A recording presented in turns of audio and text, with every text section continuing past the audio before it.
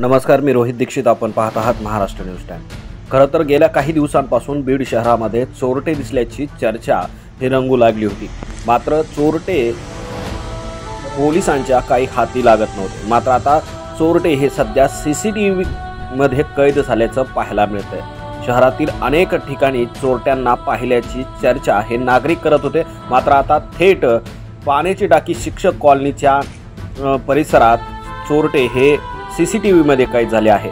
अशा प्रकारे घटना कुठं दिसत असेल तर पोलिसांनी आवाहन केलं आहे, तात्काळ आम्हाला फोनद्वारे किंवा प्रत्यक्षात येऊन कळवा, असेही या ठिकाणी पोलिसांनी आवाहन केलं आहे.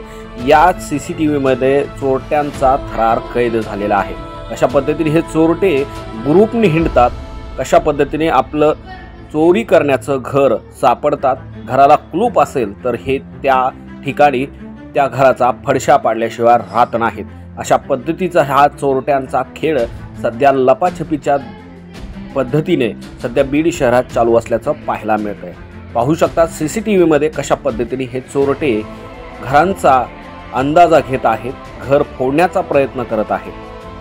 पाहू शकतात या CCTV मध्ये कशा पद्धतीने हे चोरटे चोरी करत आहेत. अशा पद्धतीने चोरटे कुठं कळल्यास तात्काळ पोलीस प्रशासनाला कळवावे असे आवाहन देखील पोलिसांकडून करण्यात आलेले आहे.